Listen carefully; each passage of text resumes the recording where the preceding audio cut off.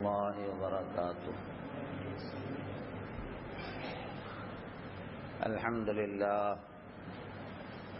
للہ رب العالمین، والصلاة والسلام على سید المرسلین وعلى آلہ واصحابہ الطیبین الطاہرین،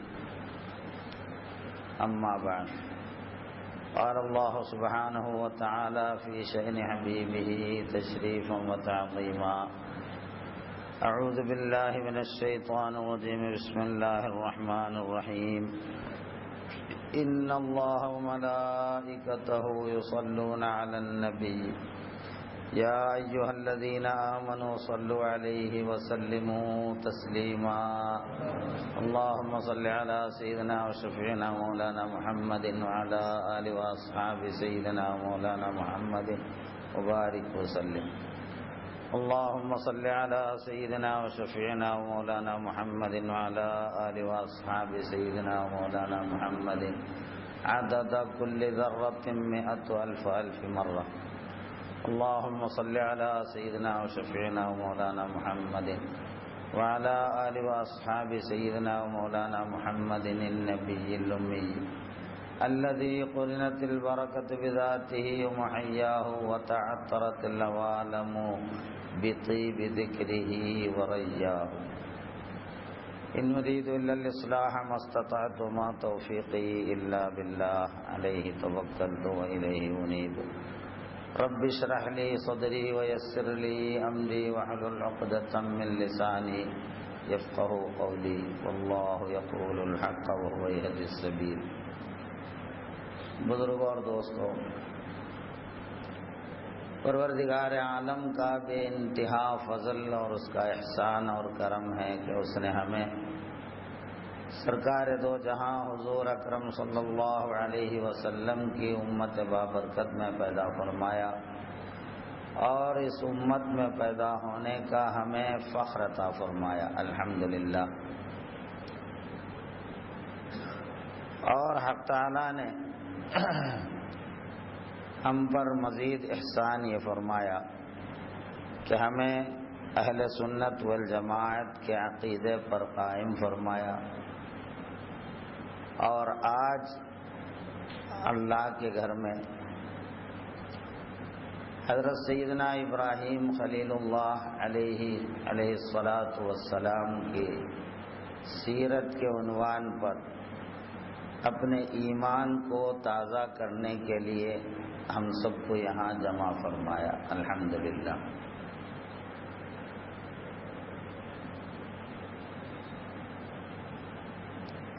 پروردگار عالم قرآن مجید میں ارشاد فرماتے ہیں وَاتَّبِعُوا مِلَّةَ إِبْرَاهِيمَ حَنِيفًا، ابراہیم علیہ السلام کی ملت کی پیروی کرو۔ اور ایک دوسری آیت مبارکہ میں حق تعالی ارشاد فرماتے ہیں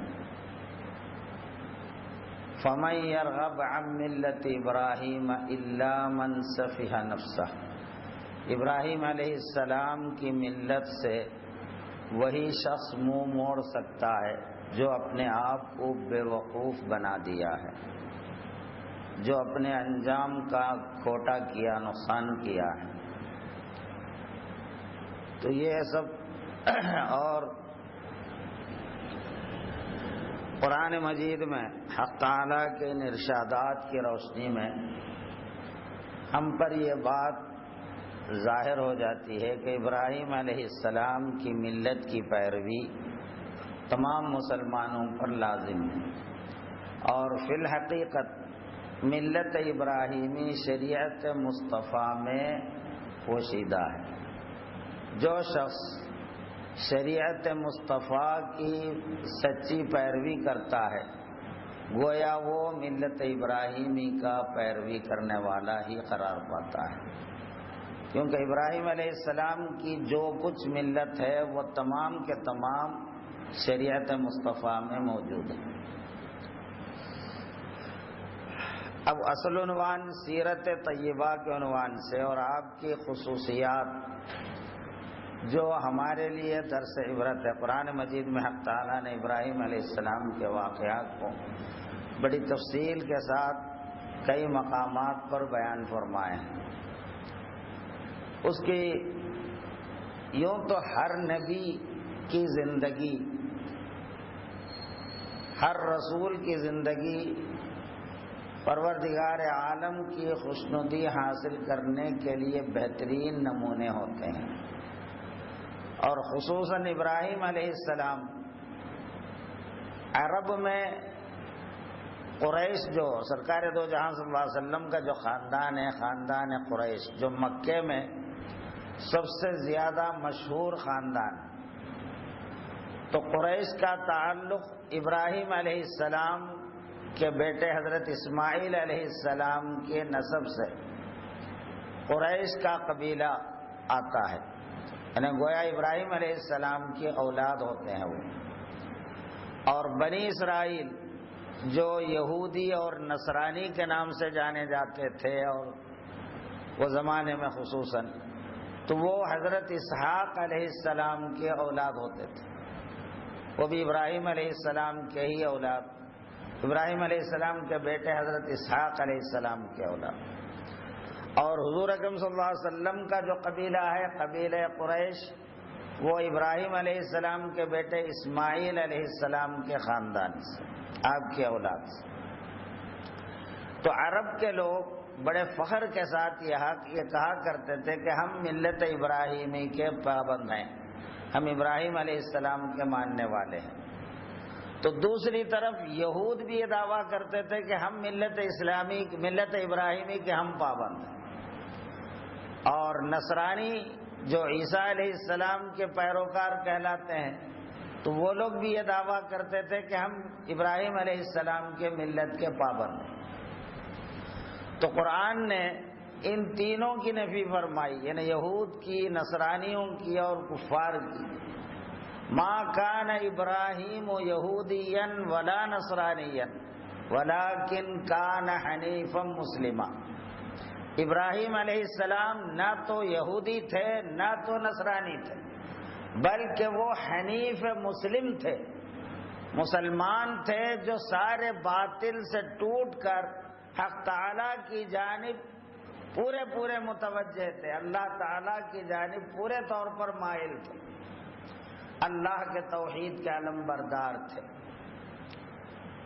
تو ابراہیم علیہ السلام کی ملت کا تذکرہ خصوصاً آنے کی وجہ بھی یہی ہے کہ سارے لوگ حضرت ابراہیم علیہ السلام کے ملت میں ہونے کا دعویٰ تو کرتے تھے، لیکن سراسر ابراہیم علیہ السلام کے ملت کے مخالفت کرتے تھے، کیونکہ ابراہیم علیہ السلام تو توحید کے پرستار تھے، جبکہ یہودی حضرت عزیر علیہ السلام کو اللہ کا بیٹے مان کر کافر ہو چکے تھے، عیسائی حضرت عیسیٰ علیہ السلام کو اللہ کا بیٹا مان کر وہ بھی کفر کو اختیار کر چکے تھے، اور یہ دونوں بت پرستی اللہ کے علاوہ غیر کی عبادت کر کے کافر اور مشرک قرار پا گئے، اور اس شرک پر قائم رہ کر اپنے آپ کو ملت ابراہیمی کا پابند سمجھتے تھے۔ حالانکہ ابراہیم علیہ السلام سچے مسلمان تھے، اور اللہ کے پاس دین تو صرف اسلام ہی ہے، کوئی اور دین تو اللہ کے پاس سے آیا ہی نہیں۔ آدم علیہ السلام سے لے کر حضور اکرم صلی اللہ علیہ وسلم تک جتنے انبیاء آئے، تمام انبیاء دین اسلام کو دنیا میں پیش کرے۔ اب قوموں نے بعد میں انبیاء علیہ السلام کے گزرنے کے بعد اپنے مذہب کے نئے ناموں سے اپنے آپ کو علیحدہ کر لیے، جیسے یہودیوں نے اپنے آپ کو یہودی نام رکھا، عیسائیوں نے اپنا نام نصارہ رکھا، حالانکہ عیسیٰ علیہ السلام اسلام کی تعلیم لے کر آئے تھے، موسیٰ علیہ السلام اسلام ہی کی تبلیغ کیے تھے، کوئی یہودیت کی تعلیم آپ الگ سے نہیں دیے تھے۔ ان الدین عند اللہ الاسلام، قرآن کہتا ہے اللہ کے پاس تو دین صرف اور صرف اسلام ہے۔ اور ابراہیم علیہ السلام کی زندگی حق تعالیٰ خود قرآن مجید میں وَإِذْ قَالَ إِبْرَاهِيمَ رَبُّهُ أَسْلِمْ قَالَ أَسْلَمْتُ لِلَّهِ رَبِّ الْعَالَمِينَ۔ اللہ تعالیٰ ابراہیم علیہ السلام کے رب نے ابراہیم علیہ السلام سے جب یہ فرمایا کہ اسلم، اسلام قبول کر، یعنی اپنے آپ کو اللہ کے فرما بردار اور مطیع بنا دے، اپنے آپ کو اللہ کے حوالے کر دے، تو انہوں نے فرمایا قال اسلمت للہ رب العالمین، میں اپنے آپ کو اللہ کے حوالے کر دیا، اللہ کا فرما بردار اور مطیع بنا دیا۔ تو اسلمت سے اسلام کے معنی ہے فرما بردار بنانا، اسی سے مسلمان مسلم، جو اللہ کا سچے دل سے، جو اللہ کا فرما بردار ہے۔ مسلم اسی کو کہا جاتا ہے جو اپنی گردن اللہ کی اطاعت کے لیے، فرما برداری کے لیے جھکا دیا ہو، یعنی اللہ اس کے رسول کی فرما برداری کے لیے اپنے آپ کو تیار کر لیا اور اپنے بارے میں یہ یقین کر لیا کہ میں اللہ اس کا رسول کا فرما بردار ہوں۔ تو جس نے اللہ اس کے رسول کی فرما برداری کو قبول کیا اس کا نام مسلم، حقیقی معنی میں مسلم وہی ہے۔ چنانچہ سرکار فرماتے ہیں اسلم تسلم، تو اسلام قبول کر، یعنی اللہ کا فرما بردار اپنے آپ کو بنا دے تو سلامتی پائے گا۔ سلامتی کا راز یہ ہے کہ تو اللہ کا، اپنے آپ کو اللہ کا فرما بردار بنا دے، یعنی اللہ کا بن جا۔ اللہ کا فرما بردار بننے کا مطلب یہ کہ اللہ کا ہو جانا۔ تو جو بندہ سچے دل سے اللہ کا ہو گیا، اللہ اس کا ہو جاتا ہے۔ من کان للہ کان اللہ لہ، جو اللہ کا ہوا اللہ اس کا ہے۔ اور ہم جس قدر ایمان کے اعتبار سے، اعتقاد کے اعتبار سے اور فرما برداری کے اعتبار سے ہم اللہ کے جس قدر ہوتے ہیں اسی قدر اللہ ہمارا ہوتا ہے۔ ہم اللہ کے ہوتے نہیں، ہونے کا خالی دعویٰ کرتے اور ہم یہ آرزو کرتے کہ میری ہر دعا اللہ قبول کرنا، کہ میری دعائیں قبول ہو جائے، میں جو بھی اللہ سے مانگوں مجھے مل جائے۔ ہر کسی کی یہ خواہش ہوتی ہے، تمنا ہوتی ہے کہ میری ہر دعا قبول ہو، میری ہر تکلیف دور ہو، میری ہر تمنا پوری ہو، ہر کوئی چاہتا ہے۔ تو ہماری جو تمنا ہے، ہماری جو بات ہے، جب ہم اللہ کے سامنے پیش کرتے ہیں تو اللہ کے پاس اس کی اہمیت، اللہ ہماری بات کی اہمیت کیوں دے گا جب ہم خود اللہ کی باتوں کو اہمیت نہیں دیتے ہیں۔ اللہ کے احکام کی اہمیت ہمارے پاس اتنی نہیں ہے جتنی اہمیت ہمارے اپنی خواہش کی ہمارے اندر ہے۔ ایک مسلمان ہمارے اندر، ہم لوگوں میں جو خرابی، سب سے بڑی خرابی یہ ہے کہ ہم اللہ کے ہوتے نہیں ہیں، دعویٰ کرتے ہیں میں مسلمان ہوں۔ اب مسلمان کا مطلب ہے کہ اللہ اس کا رسول کا فرما بردار۔ اب ہم خود سوچیں کہ ہم اللہ کے کتنے فرما بردار ہیں، ہم اپنے نفس کے کتنے فرما بردار ہیں اور اللہ کے کتنے فرما بردار ہیں، شیطان کی کتنی سنتے ہیں، اللہ کی کتنی سنتے ہیں ہم، اللہ اس کے رسول کی اہمیت ہمارے اندر کتنی ہے، ہماری اپنی خواہشوں کی اہمیت ہمارے اندر کتنی ہے۔ جب ہم اس کا جائزہ لیں گے تو ہم اپنے آپ کو بالکل صفر زیرو پائیں گے، اور ہم خود اندازہ کر سکتے ہیں جب ہمارا یہ حال ہے کہ اللہ کی اہمیت ہمارے پاس اتنی نہیں ہے جتنی مخلوق کی ہے۔ ہم کو ڈر لگا رہتا لوگ دیکھیں تو کیا بولیں گے، لوگ کیا سوچیں گے میرے بارے میں، لوگ کیا بولیں گے، یعنی جتنی اہمیت اس کی ہے، ہم اپنے کاموں میں، امور میں لوگوں کو جتنا اہمیت دیتے ہیں، اللہ کو ہم اہمیت نہیں دیتے۔ ہم کبھی یہ نہیں سوچتے اللہ راضی ہوگا کہ نہیں ہوگا، کہیں اللہ تو ناراض نہیں ہوگا۔ اللہ ناراض ہوتا ہے فلاں کام سے بولے تو اس سے ڈرنا، اس سے بچنے کے لیے ہمارے پاس اس کی اہمیت نہیں ہے کوئی خاص، جبکہ لوگوں کی اہمیت ہمارے پاس بہت زیادہ ہے کبھی تو، اور کبھی تو خود ہمارے اپنی خواہش کی اہمیت ہمارے اندر زیادہ ہے۔ بنیادی وجہ یہ ہے کہ اللہ تعالیٰ کو ہم صحیح معنی میں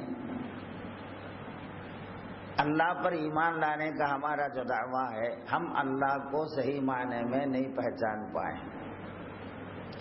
اللہ کے تعلق سے ہمارے احساسات صحیح نہیں ہوئے، اس کی وجہ سے ہم اللہ کے ہوتے نہیں ہیں اور اللہ کو اپنا بناتے نہیں. یہی نقصان پورے تقریباً مسلمان پوری زندگی میں اٹھا رہے ہیں. اللہ تعالیٰ کا وعدہ ہے وَكَانَ بِالْمُؤْمِنِينَ رَحِيمًا، اللہ ایمان والوں پر رحیم، بے انتہا مہربان، رحم کرنے والا ہے. ایمان والوں پر اللہ رحیم ہونے کا اللہ وعدہ فرماتا ہے، یعنی اعلان کرتا ہے. تو جو رحیم ہو وہ کیسے اپنے مرحوم جس پر وہ رحم کرتا ہے اس کو مصیبتوں میں کیسے ڈال سکتا ہے، ذلتوں میں کیسے ڈال سکتا ہے، وہ پریشانیوں میں کیسے زندگی گزار سکتا ہے جبکہ اس کا ایک رحیم موجود ہے. تو ہم صحیح معنی میں اللہ کی رحیمیت کا فیض حاصل کرنے کے لیے اس کا جو تقاضا ہے ہم وہ پورے نہیں کر پا رہے.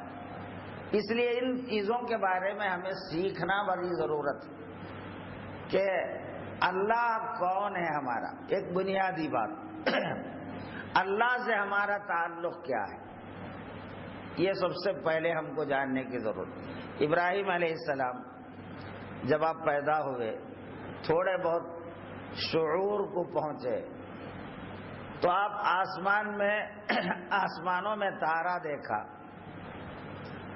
تو ان کے زمانے میں قوم ستاروں کی پرستش کرتے تھے، ستاروں کا پوجا کرتے تھے. کوئی سورج کا پوجا کرنے والا، کوئی فلاں تارے مریخ کا، کوئی زہرا کا، اس کا مختلف ستاروں سے. تو ستاروں کی وجہ سے بارش ہوتی ہے، ستاروں کی وجہ سے ہوائیں چلتی ہیں، ستاروں کی وجہ سے ہمارے کاما نکلتے ہیں. اس طرح کے عقیدے رکھتے تھے وہ لوگ، تو ستاروں کا پوجا کرتے تھے.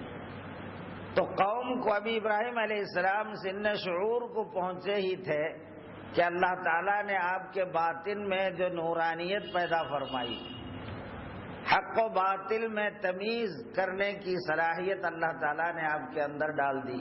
اور اللہ نے خود ارشاد فرمایا وَكَذَلِكَ نُرِي إِبْرَاهِيمَ مَلَكُوتَ السَّمَاوَاتِ وَالْأَرْضِ. ابراہیم علیہ السلام کو ہم دکھاتے ہیں کہ آسمان و زمین کی حکومت، اللہ کی حکومت زمین و آسمان پر کیسے چل رہی ہے. یہ ابراہیم علیہ السلام کے اندر اللہ نے منکشف کر دیا، کھول دیا. آج ہم کو کیا نظر آتا ہے؟ فلاں کی حکومت، فلاں جگہ فلاں کی حکومت ہے، فلاں جگہ فلاں کی حکومت ہے. اب مسلمان ہونے کے ناطے ہم سب یہ اقرار کرتے ہیں کہ پوری کائنات میں اللہ کی حکومت ہے، لیکن ہم کو اللہ کی حکومت کہیں نظر بھی آتی ہے کیا؟ اپنی ہی زندگی میں ہم اللہ کی حکومت اپنے میں کیا پاتے ہیں؟ اپنی زندگی میں اللہ کی حکومت کو ہم کہاں پاتے ہیں؟ سب کچھ تو ہم خود کرنے والے ہوتے ہیں، ہمارا ہر کام ہم کو کرنا ہے. اب گھر میں پریشانی ہے بھائی، مصیبت ہے، اس کے لیے دور کرنے کے لیے پوری دوڑ دھوپ ہم کو کرنا ہے. جب ہم ساری تکلیفیں ہم ہی کرنا ہے تو پھر اللہ کو رب مان کر کیا کرنا ہے؟ اگر کسی کا باپ زندہ ہو اور وہ پیسے والا ہو تو اس بیٹے کو کچھ پیسوں کی مشکل پیش آ جائے تو کیا وہ اکیلا وہ پیسوں کے لیے دوڑ دھوپ کرتا؟ اگر اس کے باپ کو معلوم ہوا کہ میرے بیٹے کو اتنے پیسے کی ضرورت ہے تو باپ اس کی مدد نہیں کرے گا. اور باپ مدد کرنے والا اگر موجود ہے تو بیٹا اپنی پریشانی کے لیے خود اکیلا کیوں پریشان رہے گا؟ انہوں تو ناز کرے گا میرا باپ موجود ہے، میرے کام برابر ہو جائیں گے. تو ایک بیٹے کے لیے باپ کے ہونے پر اس کو پریشانیوں سے نجات ملتی ہے، تو بندے کے لیے رب کی موجودگی سے پریشانیوں سے نجات کیوں نہیں ملتی؟ بندہ رب رکھتا ہے، اپنا اللہ کو رب مانتا ہے، تو رب مان کر اللہ سے کیا کام لیتے ہیں ہم؟ ہماری زندگی میں ہم کو اللہ سے کیا فائدہ مل رہا ہے، ایک سوچنے کا زاویہ میں آپ کے سامنے کھول رہا ہوں تاکہ ہمارے اندر یہ احساس ہو کہ اللہ کا ہمارا تعلق کیا ہے، اللہ ہمارا کیا لگتا ہے۔ ہم صرف اللہ رب ہے، اللہ خالق ہے، اللہ معبود ہے، اللہ کے حکم سے سب چلتا ہے، اللہ کے حکم سے پوری دنیا چلتی ہے، بس یوں ایک سرسری طور پر اللہ کو سمجھے ہوئے ہیں۔ اپنی زندگی کو اللہ سے جوڑ کر کبھی ہم نے نہیں سوچا ہے کہ ہماری زندگی میں اللہ ہمارا کیا کام آ رہا ہے، اللہ سے ہمیں کیا فائدے مل رہے ہیں۔ باپ ہے تو باپ سے کیا مل رہا ہے، باپ سے آپ محبت کرتے ہیں، باپ کے لیے جان دیتے، اگر باپ کو کچھ ہو تو بیٹے برداشت نہیں کر پاتے، اگر اپنے ہاتھ میں جو ممکن ہو سب کرنے تیار ہو جاتے ہیں۔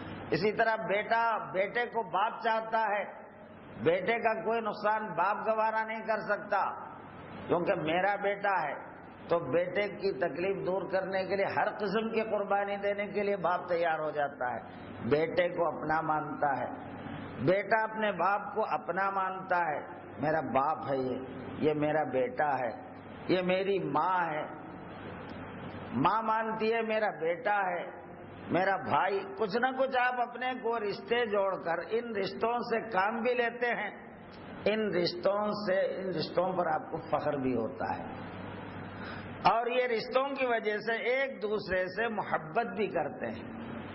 تو اللہ تعالی سے ہمارا کیا رشتہ ہے، کیا تعلق ہے، اللہ ہمارا کیا لگتا ہے۔ ایک مسلمان کو سوچنے کا زاویہ قرآن میں اللہ فرماتا ہے والذین آمنوا اشد حبا للہ، جو ایمان والا ہوتا ہے وہ اللہ سے اشد محبت کرتا ہے۔ عربی میں اشد کہتے ہیں سب سے زیادہ سخت، بہت زیادہ، گویا ہم اپنے الفاظ میں عشق جس کو کہتے ہیں۔ تو ہر مومن اللہ سے عشق کرنے والا ہوتا ہے، یہ قرآن ہے، میں کوئی اپنے گھر کی بات نہیں بول رہا ہوں۔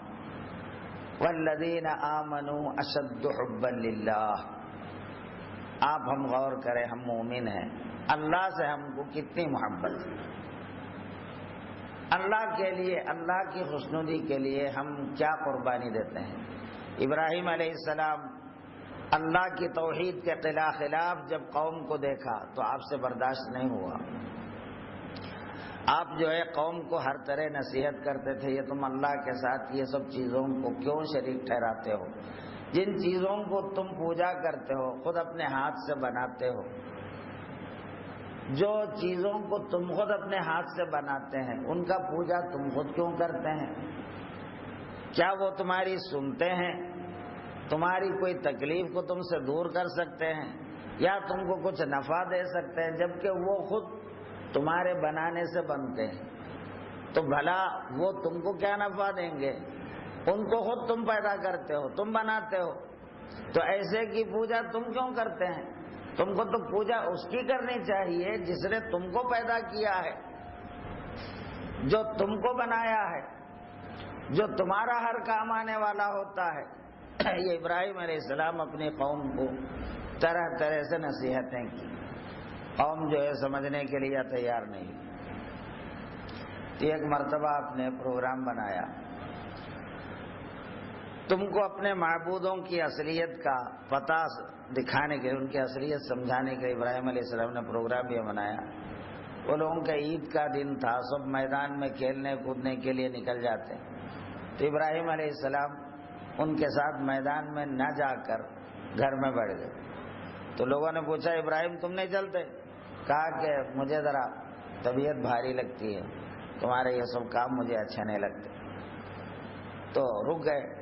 اس کے بعد ایک کلاڑی لے کر دیول میں بت خانے میں گھسے اور تمام بتوں کا کسی کا ٹانگ توڑ دیا، کسی کا پیر توڑ دیا، کسی کی منڈی اڑا دیے، پوروں کو تہس نہس کر دے کے وہ بڑا بت جو بیٹھا ہوا تھا اس کے گلے میں وہ کلاڑی کو لٹکا دے کے اب باہر نکل گئے۔ اب لوگ کھیل کود ختم کر کے جب پوجا کرنے مندر میں آئے تو بتوں کا اپنے خداؤں کا حشر نشر کر کے یہ دیکھ کے پریشان ہو گئے کہ یہ ہمارے بتوں کے ساتھ یہ کس نے کیا ہے. تو کچھ لوگوں نے کہا ہمارے بتوں کے خلاف ایک ہی نوجوان جو ہے انہیں ابراہیم جس کا نام ہے انہیں ہی برا بھلا کہتا تھا, شاید اس نے ہی ایسا کیا ہوگا. تو نمرود بادشاہ تھا وہ زمانے کا, بادشاہ کے سامنے شکایت پہنچی. بادشاہ نے کہا کہ بلاؤ آخر ابراہیم کو بلاؤ, پوچھیں گے اس سے. ابراہیم علیہ السلام کو بلایا گیا. نمرود کے سامنے سوال جواب ہوا کہ ابراہیم کیا ہمارے معبودوں کے ساتھ ہمارے خداؤں کے ساتھ یہ کام تم نے کیا ہے؟ تو آپ نے یہ فرمایا بل فعلہ کبیرہم, ان میں جو بڑا ہے اس نے کیا. بڑا تو آدمی بھی ہوتا ہے, بڑا تو عام نظر میں وہ بڑا بت بھی ہو سکتا ہے, دونوں مفہوم اس میں نکلتے ہیں. تو آپ دو معنی نکلنے والا ایک جواب اس لیے دیے کہ تاکہ وہ لوگ بھی غور و فکر کریں, کیونکہ اس کے گلے میں کلاڑی بھی ہے. تو شاید بڑے کو چھوٹوں کی موجودگی پسند نہیں آئی ہوں گی تو انہیں ایسا کچھ کیا ہوگا, کم سے کم ایسا تو سوچے. یا پھر بہرحال ان کے اندر ان کے معبودوں کی حقیقت سمجھ میں آ جائے. تو وہ لوگ سوچنے لگے, آخر میں بولے تم نہیں جانتے کہ یہ لوگ بات نہیں کرتے, ان سے پوچھ کے کچھ حاصل نہیں. تو آپ نے کہا تف ہے تم لوگوں پر, جو تم کو کچھ بھی نفع نہیں دیتا, کچھ بھی نقصان نہیں دیتا, کوئی بات نہیں کہہ سکتا, اس کی عبادت کرتے ہو. تو اب قوم بگڑ گئی. اب سمجھنے کے بجائے وہ لوگ جو ہے چونکہ جن کے اندر صحیح سوچ کا زاویہ نہیں ہوتا, وہ ہدایت کی طرف آنا نہیں چاہتے, وہ ضد پہ اڑ جاتے ہیں. تو بولے اب ہمارے خداؤں کی جس نے یہ توہین کی ہے اس کی سزا دو. ابراہیم علیہ السلام کو آگ میں جلاؤ.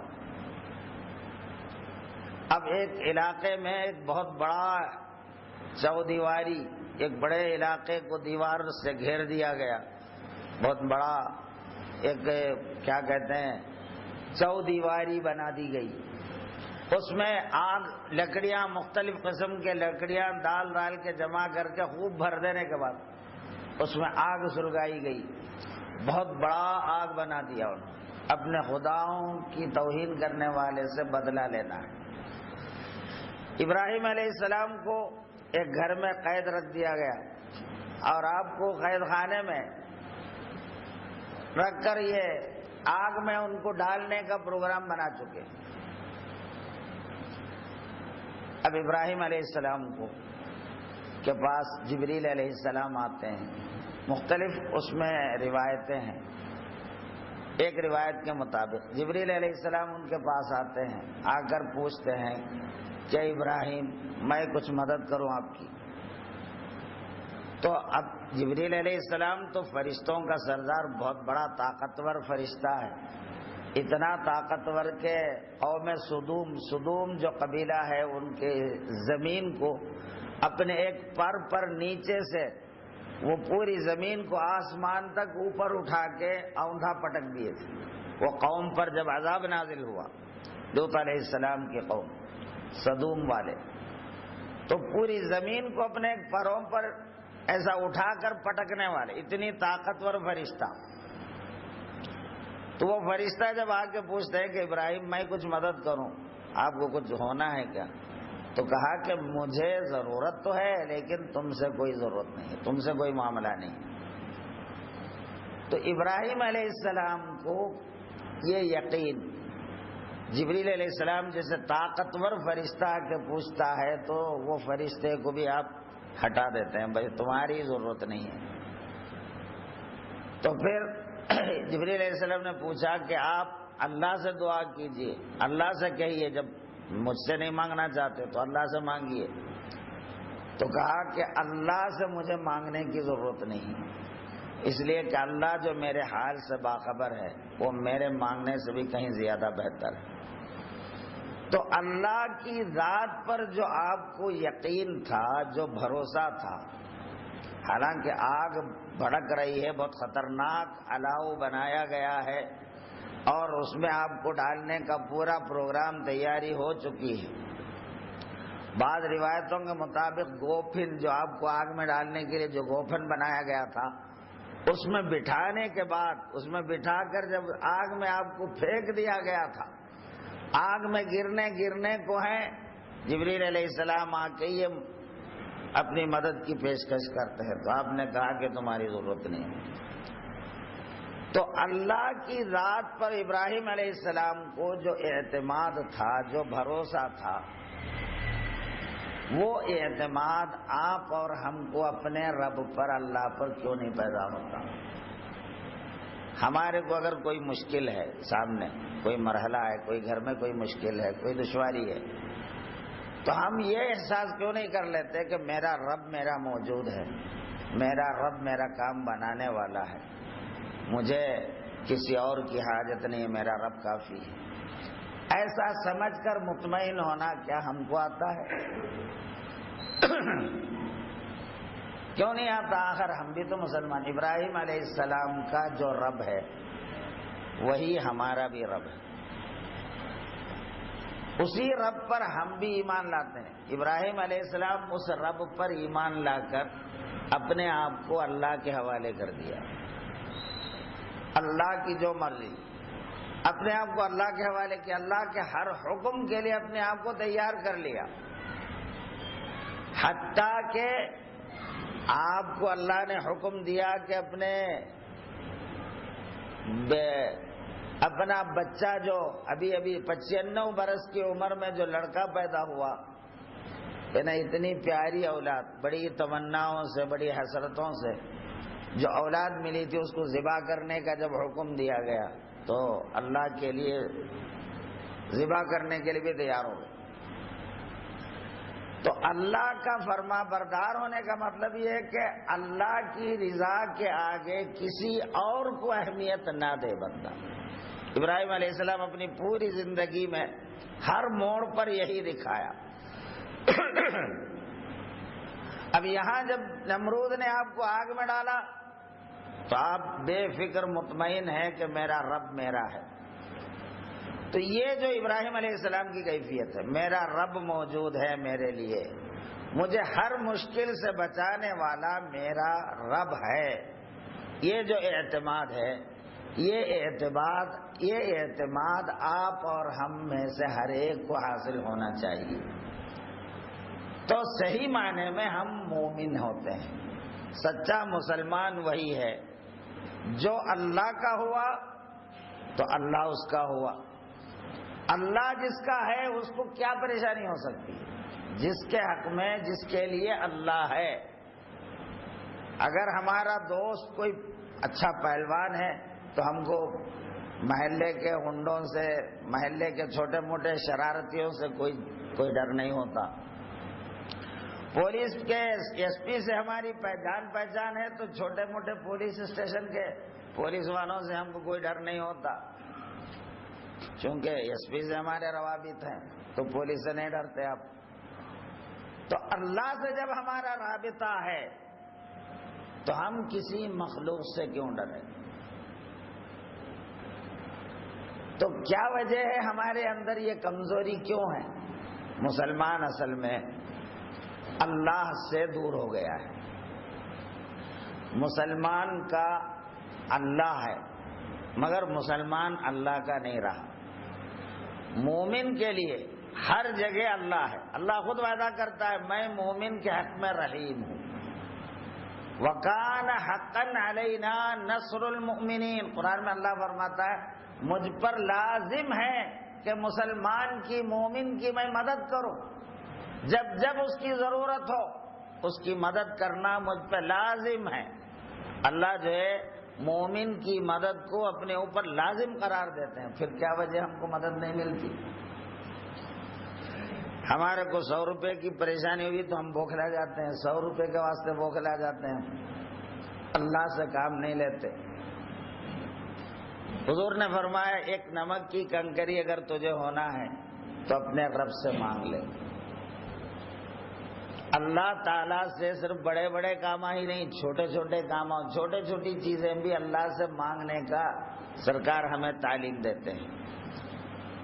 چھوٹی ضرورت ہے، 10 روپے کی ضرورت ہے تو اللہ سے مانگو بولتے ہیں، تو 10 روپے اللہ سے مانگ کر کیسا لینا ہے، وہ لینے کا ڈھنگ کیا ہے.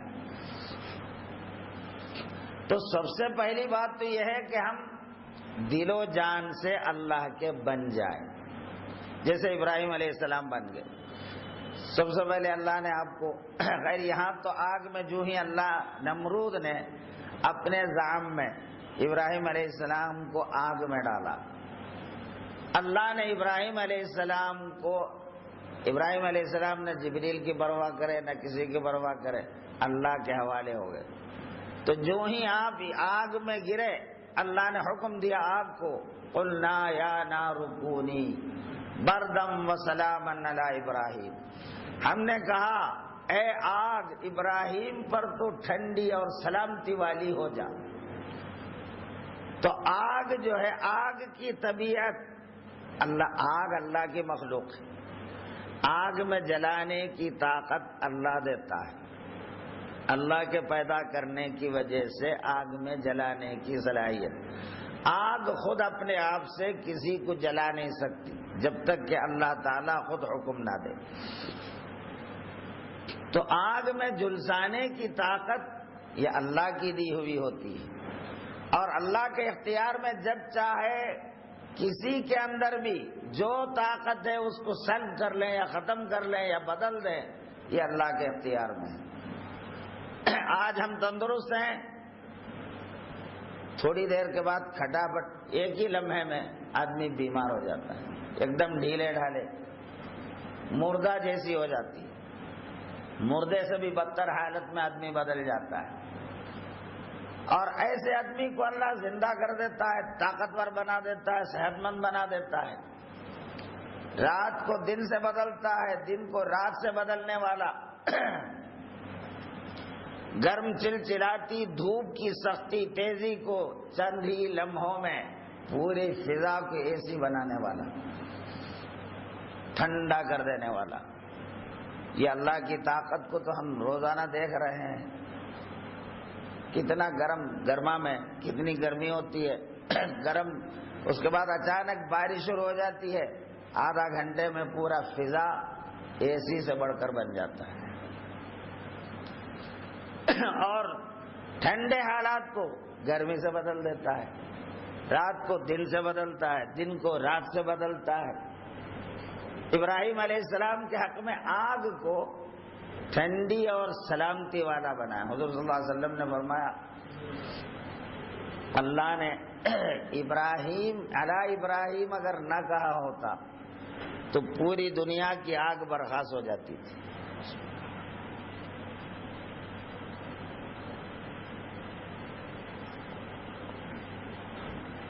ابراہیم علیہ السلام پر ٹھنڈی اور سلامتی والی ہو جائے. وہ آگ جو نمرود نے لگائی تھی، ابراہیم علیہ السلام اس میں ٹہل رہے ہیں، آپ کے ہاتھ پیر جو رسیوں سے باندھے تھے وہ رسی کو جلا دیا آگ نے، اور آپ آزاد ہو گئے. آپ کے جسم پر جو کپڑا ہے وہ کپڑے تک کو آگ چھو نہیں رہی ہے، آپ اس میں مزے میں ٹہل رہے ہیں. تو کافروں کی پوری کارکردگی، ساری کوششیں ناکارہ ہو گئی اور سب ذلیل ہو گئے. اور اللہ تعالیٰ اس کے بعد اس قوم پر مچھر کا عذاب مسلط کر دیا. وہ پوری قوم مچھر کے ذریعے ہلاک کر دیے گئے. نمرود کے ناک میں ایک مچھر گھس گیا، اس کے دماغ میں وہ گھومتے گھومتے آخرکار اسی مچھر کی وجہ سے نمرود بھی ہلاک ہو گیا. اور ابراہیم علیہ السلام ملک شام کی طرف اللہ کے حکم سے ہجرت کر گئے. تو ابراہیم علیہ السلام نے اللہ پر جو اعتماد کیا تو اللہ تعالیٰ نے اسی شان سے اپنی مدد، یعنی آگ کو ٹھنڈی کر کے آگ میں آپ کو سلامتی دے دیا اور آپ کو بچایا. تو وہی رب جب ہمارا ہے تو ہم بھی اسی اعتبار سے اگر اللہ کے ذات پر اعتماد کرنے والے ہوتے اور سچے دل سے اللہ کے فرما بردار ہوتے تو ہماری زندگیوں میں بھی ہر مشکل سے نکلنے کا ذریعہ اللہ ضرور بناتا ہے. ہم کو اللہ پر نہ یقین ہے نہ اعتماد ہے. ہم کو جتنے اپنے ہاتھوں پر بھروسہ ہے، میں یہ کام کروں گا، اللہ پہ بھروسہ نہیں ہوتا. ہم کو پیسے پر جتنا بھروسہ ہے، 1000 100 روپے آ گیا تو ہاں میں یہ کام کر لوں گا بول کے آپ کو پیسے پہ بھروسہ ہو جاتا ہے، لیکن اللہ پہ ہم کو بھروسہ نہیں ہوتا۔ جبکہ ایمان والے کی شان یہ ہوتی ہے وہ اللہ پہ جتنا بھروسہ کر سکتا ہے کائنات میں کسی پہ بھروسہ نہیں ہوتا اس کو۔ ایمان کے بعد یہ کیفیت ہماری بدل جانا چاہیے۔ جب ہم اللہ پہ ایمان لا چکے ہیں، اللہ کے ہی حکم سے کائنات کا ہر ذرہ ذرہ حرکت کرتا ہے، اس پر ہم یقین کرتے ہیں، تو اللہ کی ذات پر ہم کو بھروسہ کیوں نہیں ہوتا؟ سب سے بڑی بات یہ ہے کہ اللہ کی ربوبیت کو ہم نے سمجھنے کی کبھی کوشش ہی نہیں کی۔ جیسے ہم دیگر علوم سیکھتے ہیں، انگریزی یا تیلگو یا دوسرے جو بھی ہیں ہم سیکھتے ہیں، مضامین سیکھتے ہیں، میتھمیٹکس وغیرہ، اس کے لیے پیسے خرچ کرتے ہیں، ٹیوشن لیتے ہیں، اسکول کی فیس دیتے ہیں، کالج کی فیس دیتے ہیں، پھر مزید ٹیوشن کی فیس دیتے ہیں، سب سیکھتے ہیں۔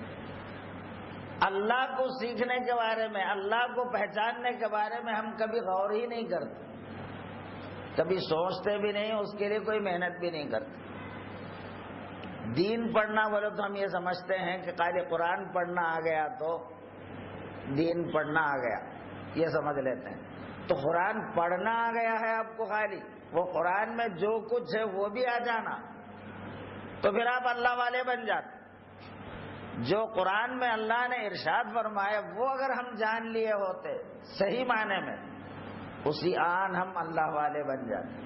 اور اللہ والے بننے کے لیے جنگل کی سیر کرنا نہیں پڑتا، اپنے گھروں میں رہ کر، اپنے کاموں میں رہ کر ہم اللہ والے بن جاتے ہیں، جیسے صحابہ بنے تھے۔ ابراہیم علیہ السلام جیسے اللہ والے بنے، بیوی ہیں، بچے ہیں، سب کچھ ہے مگر اللہ والے ہیں۔ صحابہ کسی کھیتی کرتے ہیں، کاروبار کرتے ہیں، تجارت کرتے ہیں، مگر اللہ والے ہیں۔ ایسے اللہ والے ہمیں بننا ہے۔ یہ دیگر مذہب کے لوگوں کی طرح سادھو، سنیاسی، جوگیاں بننے کا نام اللہ والا بننا نہیں ہے اسلام میں۔ ہر مسلمان اگر اس کے دل میں ایمان داخل ہو جائے تو اللہ والا ہو جاتا ہے۔ اور اللہ سے شدید محبت، عشق ہو جانا۔ اللہ سے محبت کیسے ہوگی؟ پہلے تو ہم اللہ کو اپنا مانا ہی نہیں ہے، خالی اللہ مانتے ہیں۔ اللہ رب ہے، اللہ معبود ہے، اللہ خالق ہے۔ اللہ میرا کیا ہے؟ ہر شخص یہ سوچے میرا اللہ، میرے لیے اللہ کیا ہے، مجھے اللہ سے کیا تعلق ہے؟ کبھی اس پر ہم نے غور نہیں کیا ہے۔ ابراہیم علیہ السلام کو اللہ نے زمین و آسمان میں اللہ کی حکومت کو جب دکھلایا تو آپ نے اللہ کو پہچانا، اللہ کی ربوبیت کو پہچانا کہ اللہ تعالی ہی سے میری زندگی کا ایک ایک لمحہ قائم ہے، تو اللہ سے ہی، اللہ تعالی کے قائم رکھنے سے میری زندگی کا ایک ایک لمحہ قائم ہے۔ حتیٰ کہ ہماری زندگی، میں جو زندہ ہوں تو یہ زندگی ہم کو کس نے دی ہے؟ ہر کوئی مسلمان یہی کہے گا کہ بے شک اللہ نے زندگی دی ہے۔ زندگی نہ ہمارے باپ نے دیا ہے، نہ ماں دیا ہے، نہ کوئی رشتہ دار دیے ہیں، نہ کوئی آفیسر دیا ہے، نہ کوئی ہمارے تجارت کی وجہ سے ہمیں ملی ہے، کوئی دینے والا نہیں۔ زندگی تو صرف اللہ دیا۔ جب تک چاہا اللہ زندہ رکھتا ہے، جب چاہا زندگی کو ہم سے نکال لیتا ہے۔ اور زندگی ہے تو ہماری کوئی قیمت ہے۔ آج ہم یہاں بیٹھے ہوئے مسجد میں، آپ کا دوست آپ کو دیکھتے ہی السلام علیکم سلام کہتا ہے، بڑی محبت سے پیش آتا ہے۔ اگر آپ کے اندر سے زندگی جو اللہ آپ کے اندر جو اپنی زندگی کو ڈالا ہے، وہ زندگی کو اللہ نکال لیا ہوتا تو کون دوست آپ کو پسند کرتا؟ کون آپ سے دوستی کرنا چاہے گا؟ مردے سے کوئی دوستی کرتا کیا؟ مردے کو کوئی پسند کرتا ہے؟ حتیٰ کہ ہمارے ماں باپ بھی ہم کو قبول کرنے تیار نہیں ہوتے، سب بولتے جلدی دفن کر دو، میت کو تکلیف ہو جاتی، دیر کرے تو میت کو تکلیف ہوتی۔ میت کو خیر تکلیف ہوتی یا نہ ہوتی، اصل میں تکلیف یہ زندوں کو ہوتی۔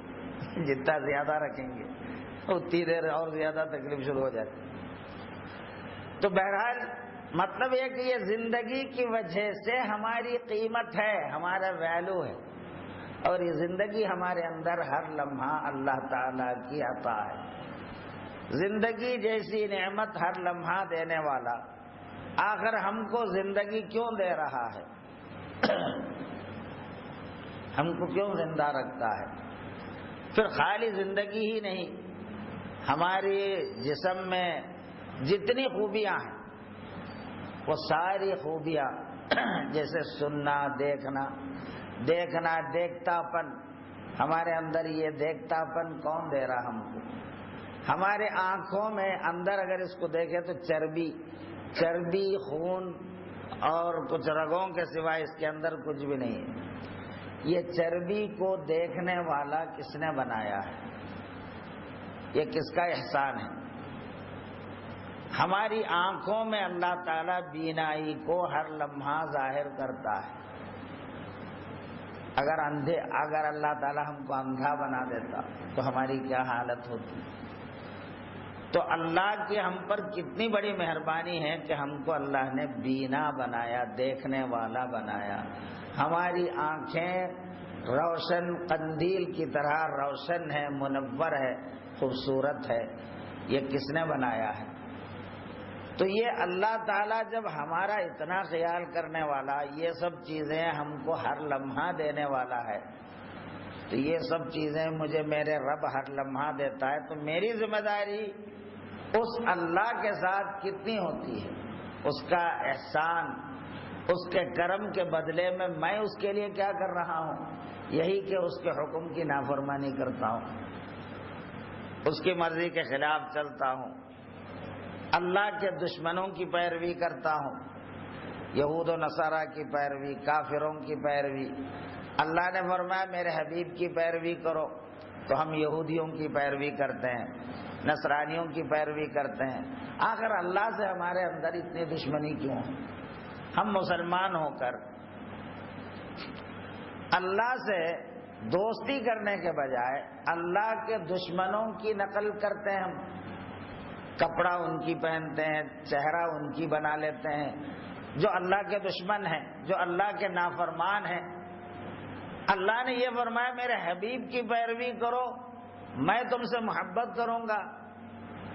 ان کنتم تحبون اللہ فاتبعونی یحببکم اللہ. اگر تم اللہ کی محبت چاہتے ہو تو میری پیروی کرو، تو اللہ تم سے محبت کرے گا. تو جو ہم کو ہمارے اندر زندگی دینے والا، آنکھوں میں ہر لمحہ بینائی دینے والا، ہر نعمت ہر وقت دینے والے کے لیے ہمارا یہ جواب اس کا کہ ہم اللہ کے نافرمانوں کی پیروی کرتے ہیں، شیطان کی سنتے ہیں. صبح فجر کے وقت مثال کے لیے ایسے بہت سی ہماری زندگی کی کیفیت ہے. فجر کے وقت اللہ کی جانب سے حکم ہے اٹھو، اللہ کے دربار میں حاضر ہو، نماز پڑھو. ہمارے اندر شیطان بولتا نکو ابھی بہت دیر ہے، ذرا سو جاؤ اور تھپکی دیتا ہو. تو ہم کس کی سنتے ہیں؟ اللہ کی نہیں، شیطان کی سنتے ہیں. حضور صلی اللہ علیہ وسلم فرماتے ہیں جو فجر کی نماز قضا کرتا ہے اور سو جاتا ہے، شیطان اس کے کان میں پیشاب کر دیتا ہے. تو شیطان کی موت لے کر ہم سو جاتے ہیں مست. اور امام شافعی رحمۃ اللہ علیہ فرماتے ہیں جس کی فجر کی نماز قضا ہوئی اس کا وہ پورا دن منحوس ہو جاتا ہے، کوئی کام میں برکت نہیں ہوتی. ہم کو کوئی پرواہ نہیں، چونکہ اللہ جانوروں کو بھی پال رہا ہے، کافروں کو بھی پال رہا ہے، اسی حساب سے ہمیں بھی پال رہا ہے. اللہ کی صفت رحمانیت دنیا میں عام ہے، اس کی وجہ سے ہم کو غذا مل رہی ہے، صحت مل رہی ہے، کوئی سزا اس وقت نہیں مل رہی ہے، تو ہم سمجھ رہے ہیں کچھ نہیں ہوگا. ارے اللہ تعالیٰ کی صفت رحمانیت کا تقاضا ہے. لیکن عذاب کے لیے، سزا یا جزا دینے کے لیے اللہ نے ایک دوسری زندگی رکھی ہے جو مرنے کے بعد کی زندگی ہے. ہر مسلمان اس پر ایمان رکھتا ہے، ایمان رکھنے کا دعویٰ کرتا ہے. مگر اس سے نہیں ڈرتا ہوں۔ آخرت پر ایمان رکھتا ہے، آخرت کی تیاری نہیں کرتا۔